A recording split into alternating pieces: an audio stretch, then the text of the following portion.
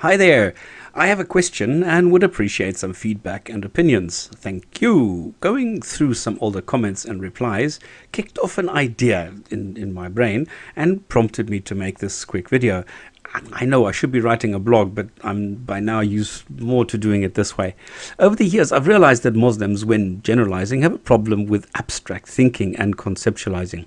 So let me see if I can move things forward and provide some explanations using my personal experience and hope to not make it worse. Now, in my job, I need to get from A to B. So I dream up a concept, add another one and a third, and this will get me to where I want to be. Now, this is highly generic at this stage, okay? Applicable to almost anything and does not contain any kind of detail. Now, once I've created the concept, I add functions, such as if I'm in a company, I add manufacturing, administrative, logistic, purchasing, whatever functionality. Now, I go another level down and specify the processes.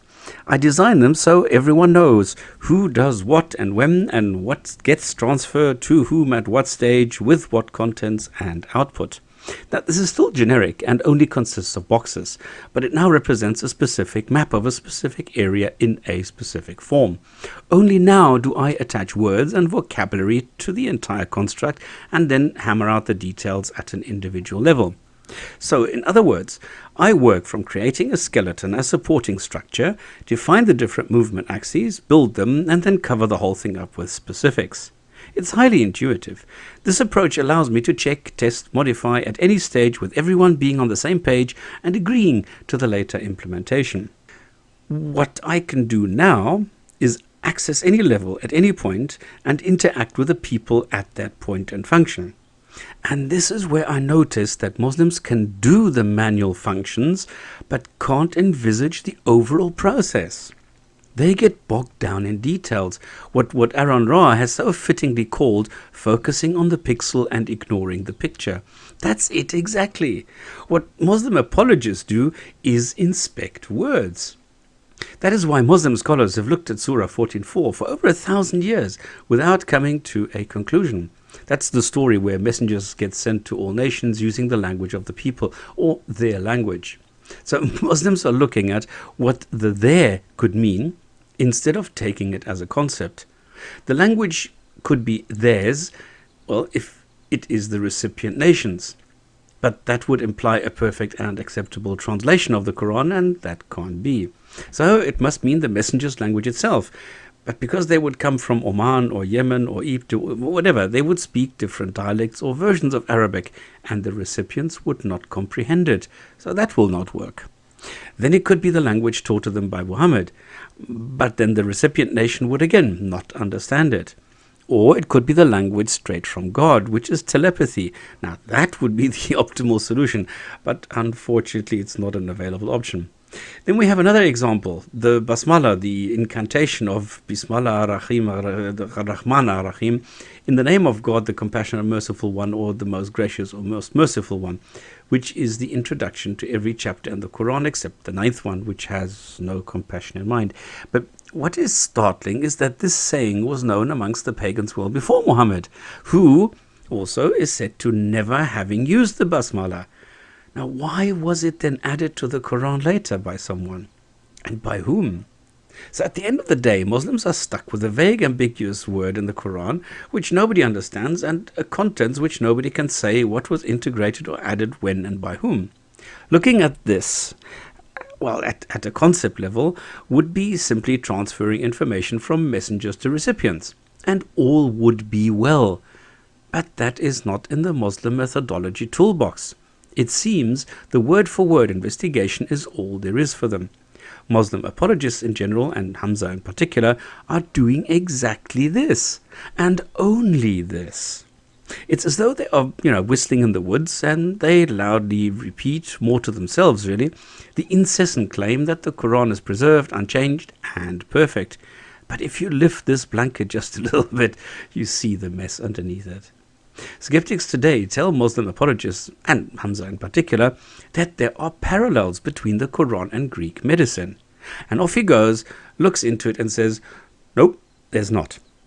And both are right, because we look at the concept of what embryology entails and look at the core functions. Hamza looks at the words. Well, and then we find discrepancies between the description of embryology in the Quran and reality. And, on the other hand, then similarities between the Quran and the Greeks. And Hamza does not. He restricts himself to literal examination. He is incapable of conceptualizing the functions and working with abstract models. He insists on finding the contents of Galen in Muhammad's notes, and does not, because he's looking for a word-for-word match associated with Muhammad exclusively. And that is also why he and his fanboys claim that the Quran leaves out what was wrong, because not all words are there. So this is something alien to skeptics, because we don't see this. We don't need to see the actual words to understand a function and with it the overall concept. So what we see now is that our argument and discussion is based on missing or false definitions. If we're talking about a map and one is referring to a Lambert-conform map and the other one a Mercator, well, problems are pre-programmed when comparing angles or distances. So it all boils down to definitions when people with different cultural and educational backgrounds communicate. Also, someone like me does not see the problem at all, as I don't see a person called Muhammad as being instrumental in the existence of the Quran. But Hamza, his entourage, and I expect most Muslims, can't see Muhammad as just a function, a black box, but require a physical person with a physical interaction with all the humans mentioned in hadiths and biographies for them to make sense. Even if they are nonsensical, but that's another area completely again.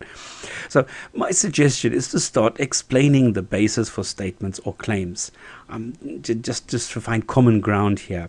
And because I was curious, I went back and checked my first embryology video, which I made, middle 2010. And thank God, whichever one of you feels responsible that is, I made it very clear at the time that I was talking about the process and not the individual words. So the difference between literal and conceptual thinking is also an explanation, in my eyes, for the inimitability claim in the Quran. It is obvious that you can't duplicate the sentences without copying them literally. Well, unless you correct a mistake, which maintains all structures and wording and improves it at the same time, word for word. Now, my suggestion is therefore to specify precisely what it is when talking about something related to Islam, and to keep in mind that there is a clash between literal versus conceptual thinking. And I hope it helps. If I now take what I call my hypotheses, the obvious consequence would be to put this to the test and issue a challenge to Muslims to demonstrate that the description of embryology is correct. Demonstrate it, not by throwing around a few words, but starting at the top, taking the concept, formulating the functions, describing the processes of embryology, using the sentences in the Quran at your disposal. Finally, show the words, which will serve right at the end to fully describe human reproduction. Now, I don't know if I'm being a stickler here, but the description would need to include the methodology starting from a cell to the fetus, the processes leading from fertilization to fetus, the step-by-step working starting from cell to the fetus, the functions of different elementary elements, and the tool marks showing the design, and using sentences or expressions found in the Quran. Am I being too lenient or too strict? Should I reduce the list or expand it? Are the demands reasonable? Any which way, my challenge will be that until someone comes up with a credible description, the claim of embryology in the Quran not being contrary to reality is false. So let me know what you think, and by the way, evolution and nature can provide proof for all the steps above. Thank you.